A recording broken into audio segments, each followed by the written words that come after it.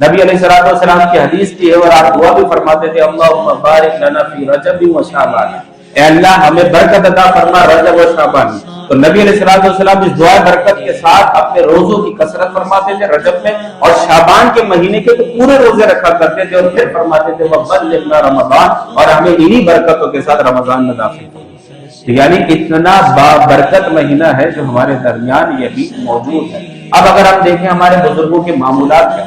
اچھا معذرت کے ساتھ کمپیریزن کروائیں گے تو پھر آپ کو بات سمجھ میں آئے گی۔ ہمارے ہاں رمضان پیسوں کا سیزن ہے، ہمارے ہاں جتنے بھی کاروباری حضرات ہیں وہ شعبان میں تیاری کرتے ہیں، خصوصاً وہ تمام چیزیں جن کا ہمارا عید کی شاپنگ کے ساتھ تعلق ہوتا ہے جیسے کپڑے وغیرہ اور دیگر چیزیں، شعبان میں ہمارے یہاں جو گودام سے وہ بھرے جاتے ہیں، ادھر ادھر سے جہاں جہاں پیسہ پھنسا ہوا تو ان سب کو نکال کر اپنے لیے مال اسٹاک کیا جاتا ہے تاکہ رمضان کے مہینے میں مارکیٹوں کے چکر نہ لگے بلکہ دکان پہ بیٹھ کے صرف پیسے کی چھپائی کے کام۔ اس کے لیے ہم اپنے آپ کو رمضان آنے سے پہلے تیار کرتے ہیں، جبکہ ہمارے اسلاف کا معمول یہ تھا کہ وہ رمضان آنے سے پہلے شعبان میں اپنے آپ کو نیکیوں کے لیے تیار کرتے ہیں۔ آج ہمارے ہاں جیسے ہی رمضان کا چاند نظر آتا ہے ہمارے خصوصاً نوجوان بزرگ تو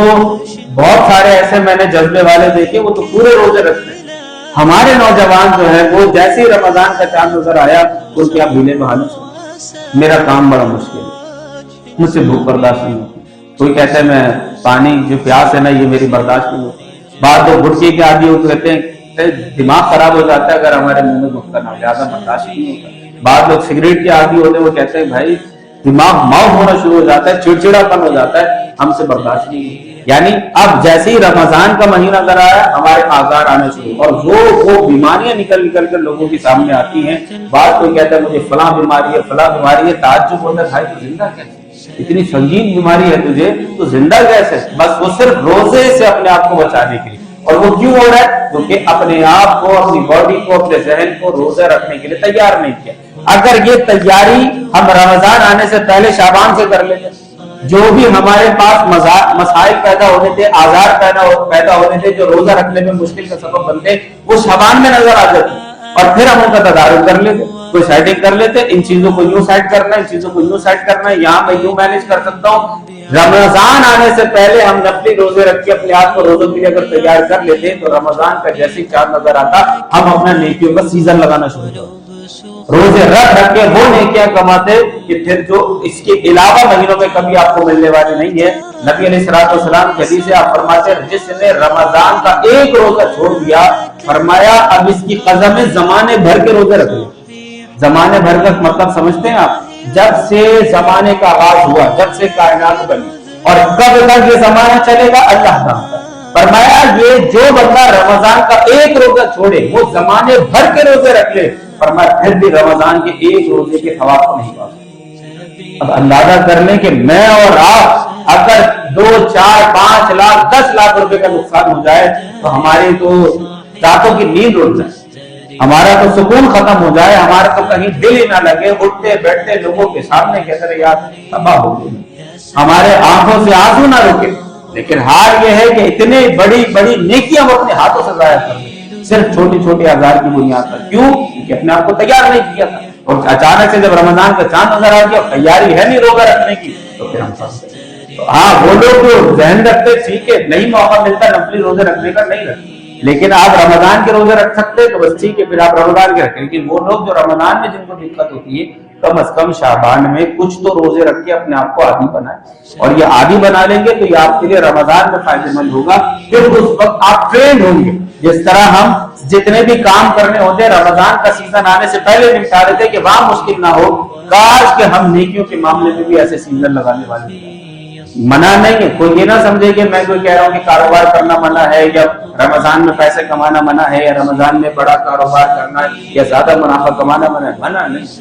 منع نہیں ہے، لیکن اصل صرف سمجھنے والی بات یہ ہے کہ ہم صرف پیسے کے منافع کے پیچھے آخرت کے وہ بڑے بڑے منافع چھوڑے تو پھر ہم سے بڑا خسارے والا تاجر کوئی نہیں، ہم سے بڑی خسارے کی تجارت کوئی نہیں کرتا، کیونکہ ہم نے چند ہزاروں یا لاکھوں روپے کے بدلے وہ اللہ تبارک و تعالیٰ کی بارگاہ سے ملنے والے بڑے بڑے اجر پاتے۔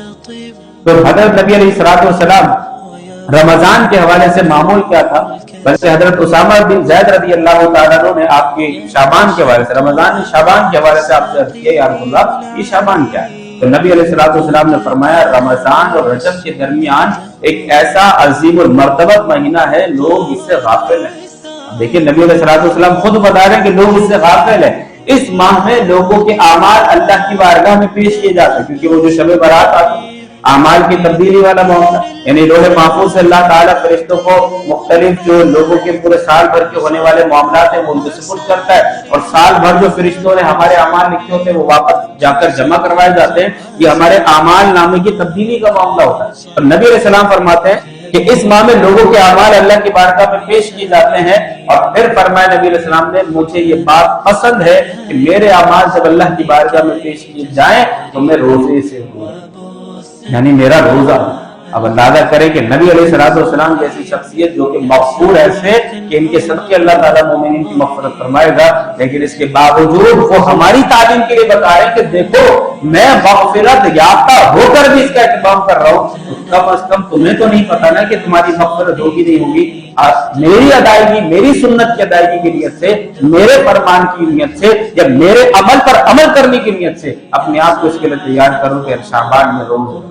شعبان میں کثرت تلاوت ہو۔ تو شعبان میں ہمارے نبی علیہ السلام کا جو معمول تھا آپ کثرت سے روزے رکھا کرتے۔ اسی طرح حضرت علامہ شاہ فضل رسول بدایونی رحمۃ اللہ تعالی علیہ فرماتے ہیں کہ جو شعبان کے روزے اس نیت سے رکھے کہ نبی علیہ السلام اس کے روزے کو پسند فرماتے تھے، تو اللہ تبارک و تعالیٰ اس بندے کو نبی علیہ السلام کی شفاعت نصیب کرتے۔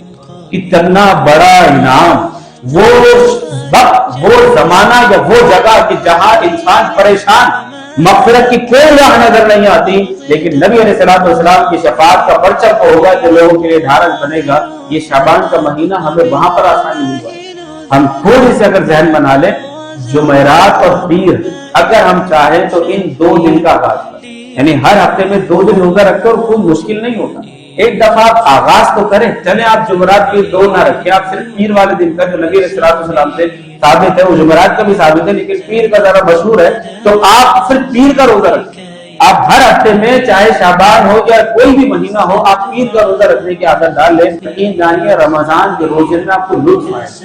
ہمارے ہاں جو چہروں پر 12 بجے ہوتے ہیں نا افطار کے وقت، یہ افطار کے وقت چہرے میں 12 نہیں بجیں گے بھوک سے پیاس سے، بلکہ لطف آئے گا کہ دیکھو روزہ رکھنے کی جو میں نے سال بھر پریکٹس کی، اس کی وجہ سے مجھے احساس ہی نہیں ہو رہا کہ میرا روزہ ہے اور میں اللہ کی عبادات کو خوشدلی کے ساتھ کر رہا ہوں۔ ورنہ ہمارے ہاں لوگ سو رہے ہیں، روزہ رکھ رہے ہیں سو رہے ہیں، حتیٰ کہ کچھ تو ایسے لوگ ہوتے ہیں جو نمازیں پڑھنے نہیں آ رہے کہ یار ہمت نہیں ہو رہی جماعت کے ساتھ نماز پڑھو۔ یعنی بعض تو ایسے ہے کہ جو سونے میں نیند میں اپنی جماعت کو در کے نہ نمازیں بھی قضا کر رہے ہیں۔ تو یہ نوبت نہ آئے گی رمضان کے مہینے میں اگر ہم شعبان میں اس کی تیاری کر لیں۔ تو کثرت تلاوت نبی علیہ السلام کا معمول تھا، بلکہ بعض اکابرین تو یاد رکھیے ان کا معمول یہ تھا وہ 11 مہینے تجارت کرتے تھے، رمضان کے مہینے میں اپنا پورا کاروبار وائنڈ اپ کر کے مسجد میں اعتکاف کر لیا کرتے۔ اب میں کہوں گا کہ ہر بندہ نہیں کر سکتا، لیکن میں اتنا بھی ضرور کہوں گا کہ جو ہمارے ہاں صاحب ثروت لوگ ہیں اپنے مال کا یہاں فائدہ اٹھائیں۔ آپ کو ضرورت نہیں ہے کہ اگر آپ جا کر نہ بیٹھے اپنے آفس میں، اپنی دکان پر، اپنے گھر میں، اپنے کارخانے میں کام روکے گا، نہیں آپ کے پیچھے چلانے والے ہیں، کم از کم آپ یہاں تو فائدہ اٹھا لیں کہ کم از کم آپ مہینے بھر کے لیے اپنے آپ کو تلاوت قرآن کے لیے، اللہ کے روزوں کے لیے، نوافل کی کثرت کے لیے، درود شریف کی کثرت کے لیے اپنے آپ کو فارغ کر لیں۔ کیا مہینے بھر کا اعتکاف نبی علیہ السلام کی سنت تھی؟ یہ بھی تو سنت ادا کرے۔ اور نبی علیہ السلام نے فرمایا جو دور فتن کے اندر جس وقت میری سنتوں کو چھوڑا جا رہا ہوگا، پورے مہینے کا اعتکاف کرنا بھی نبی علیہ السلام سے ثابت ہے، فرمایا جس دور میں میری سنتوں کو ترک کیا جا رہا ہوگا، اگر کوئی بندہ اس وقت میری اس سنت کو جو لوگ ترک کر رہے ہوں گے اس کو اگر زندہ کرے گا، اس کو اختیار کرے گا، اللہ اسے 100 شہیدوں کا ثواب عطا کرے گا۔ کتنے بڑے بڑے اجر اللہ تعالیٰ نے ہمارے لیے کر رکھے ہیں۔ تو کوشش کرے شعبان کے مہینے میں اپنے آپ کو تیار کرے، پابندی کرے نمازوں کی خصوصاً، اور روزے رکھے کثرت سے نفلی جتنے ہو سکے، تاکہ رمضان کے مہینے میں ہمارے لیے آسانی ہو انشاءاللہ۔ جس طرح نبی علیہ السلام رمضان آنے سے پہلے تیاری کرتے تھے، ہم بھی تیاری کریں۔